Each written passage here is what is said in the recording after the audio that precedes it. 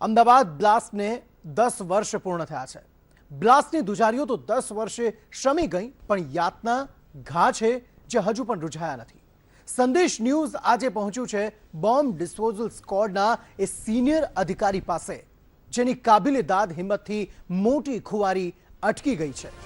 એ અધિકારી છે BDS જાબાઝ officer Rakesh Yadav.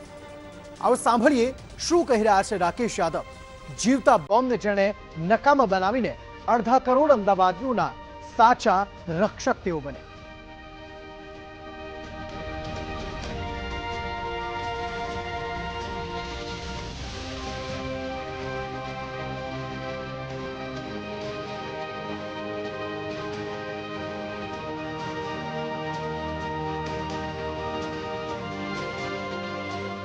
વર્ષ 2008માં એક ગોઝારો દિવસ હતો, જ્યારે અમદાવાદમાં શ્રેણીબદ્ધ બોમ્બ બ્લાસ્ટ થયા, જેમાં અનેકે પોતાના જીવ ગુમાવ્યા, અનેક લોકો ઘાયલ થયા।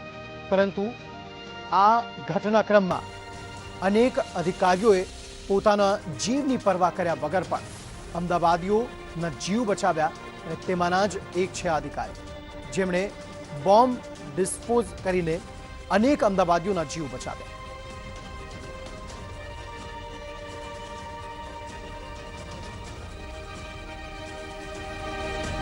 બોમ્બ ડિસ્પોઝલ સ્ક્વોડના એક જાબાઝ અધિકારી જે છે રાકેશ યાદવ, તેના લીધે હજારો જે લોકો છે તેનો જીવ પણ બચ્યો। 10 વર્ષના વીતી ચૂક્યા છતાં પણ હજુ પણ તેઓએ ભૂલી નથી શક્યા। રાકેશજી, એ બતાવશો કે જે પ્રમાણે 10 વર્ષ પહેલાં આખી ઘટના ઘટી, જ્યારે આપને પ્રથમ કોલ આવ્યો છે, આપ ત્યારે શું કર્યા હતા અને આપને કોલ કેવી રીતે ટ્રેસ કર્યો?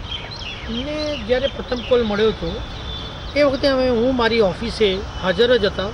અમે 5 થી 5 મેમ્બરો હાજર હતા, અને જેવો જ કોલ અમને બોમ્બ કોલ મળ્યો છે સારંગપુર ખાતેની ઘટના, અને સારંગપુર અને હાટકેશ્વરની જે ઘટના બાબતે કંટ્રોલ તરફથી મેસેજ મળ્યો, તરત જ અમે મારો સામાન લોડ કરેલો જ હતો ગાડીમાં, અને અમે ત્યાં રવાના થયા। અને રવાના થતાની સાથે જ દર 10 મિનિટે અમને કંટ્રોલ તરફથી બ્લાસ્ટિંગના મેસેજો મળવા મળ્યા। હું પોતે એક વખત આમ કન્ફ્યુઝ થઈ ગયો કે મારે સર્વપ્રથમ ક્યાં જવું જોઈએ, પણ હું કાલુપુર સર્કલ પર પહોંચી ગયો હતો। તેથી મને ફર્સ્ટ ખાડિયા ખાતે એક બિનવારસી લાવારીસ જે બેગથી એનો મેસેજ હતો, તેથી મેં ત્યાં નિકાલ કર્યો, અને સારંગપુર દરવાજા પાસે બ્લાસ્ટિંગ થયું હતું એ જગ્યાએ અમે તપાસ કરી, અને ત્યાં તપાસ કરતાં કરતાં અમને સિવિલ અડધો કલાકની અંદર સિવિલ ખાતે બહુ જ મોટો ધડાકો થયેલ છે બ્લાસ્ટિંગનો એ સંભળાયું પણ હતું, અને ખબર પડતા અમે તરત જ ત્યાં પહોંચી ગયા હતા 15 મિનિટમાં। અને ત્યાંની જે પરિસ્થિતિ જોઈને અમારું મન એક વખત, અમારું તો શું, અમારું આખા સ્ટાફનું મન પચમચવી ગયેલું, છતાં અમે અમારા બોમ્બ સૂટ પહેરીને ઇક્વિપમેન્ટ સાથે અમે બીજી કોઈ આવી ઘટના ન ઘટે, લાવારીસ બેગો, ટિફિન વગેરે, પણ ત્યાં બોડીઓ, માણસોની બોડીઓ પડી હતી, એ અર્ધ જીવિત અને પેલા ગંભીર હાલતમાં પણ હતા।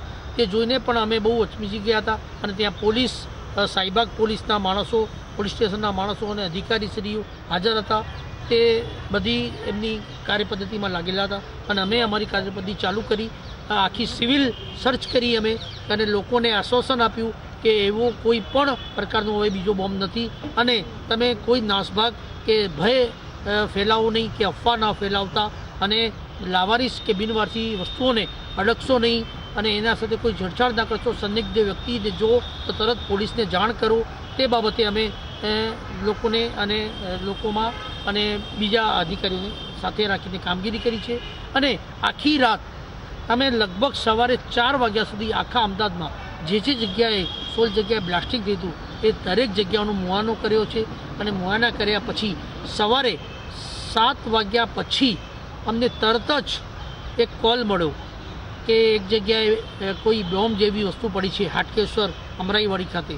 તો 1 મિનિટ માટે તો અમે આખી રાતના જે દ્રશ્યો જોયા હતા અને જે ઘટનાઓ ઘટી હતી એ જોઈને સ્વાભાવિક છે કે મારા મનમાં બહુ જ અમે ગંભીરતા લીધી, અને અમે અમારી ટીમ સાથે ત્યાં રવાના થયા, અને કચરા પેટીના ડબ્બા પાસે એક બોમ્બ જેવા આકારનું જે વસ્તુ, જેમાં લાઈવ બેટરી અને એની અંદર જે હતું, પછી એ મેં બોમ્બ સૂટ પહેરીને મારી ટીમને સાથે રાખીને એને ડિફ્યુઝ કર્યું બહુ સાવધાનીપૂર્વક, અને એ જ પ્રકારના બોમ્બો સુરત ખાતે લાઈવ મળી આવેલા, સર અને જે બોમ્બની જે વાત કરું છું કારણ કે જે તે સમયે જે બોમ્બ મળેલા અને અત્યારે 10 વર્ષનો સમય ગયો જે ટેરરિસ્ટો છે તે પણ હાઈટેક થઈ ચૂક્યા છે ત્યારે બોમ્બ કેવા મળે અત્યારે કેવા પ્રકારના બોમ્બ જોવા મળી રહ્યા છે? નો હું સમજી શકું છું કે હાઈટેકનો જમાનો પણ અમને પોલીસને કે પબ્લિકને છેતરવા માટે આ પ્રકારના અસામાજિક તત્વો કે આપણા દેશ વિરોધી તત્વો એ લોકોને ઘર વપરાશની વસ્તુઓમાં કે બજારમાં મળતી આસાનીથી વસ્તુમાં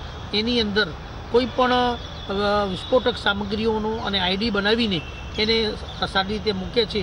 પણ એને પણ અમે પ્રજાની અંદર જાગૃત કરવા માટે અમે ઘણીવાર શસ્ત્ર પ્રદર્શન અને અવેરનેસની યોજનાઓ કરીએ છીએ સરકાર દ્વારા અને લોકોને જણાવીએ છીએ કે કોઈ પણ લાવારીસ વસ્તુ કે સંદિગ્ધ વ્યક્તિ મળી આવે તો તાત્કાલિક પોલીસને જાણ કરવી, એને અડવું નહીં અને જેથી હજુ સુધી બહુ જ એ પછી આપણા પ્રજાના અવેરનેસના લીધે કહો કે હજુ સુધી એવી કોઈ ઘટના બની નથી અને બનશે પણ નહીં. છે ને 10 વર્ષ પહેલાની જે ઘટના છે તે ઘટના પણ હજુ પણ તેમને યાદ છે ને ઘટનાથી હજી પણ ઘણી વાર તેઓ બચી જાય છે. કેમેરામેન મુકેશ ડોડિયા સાથે મિહિર દુધરેજિયા, સંદેશ ન્યૂઝ, અમદાવાદ.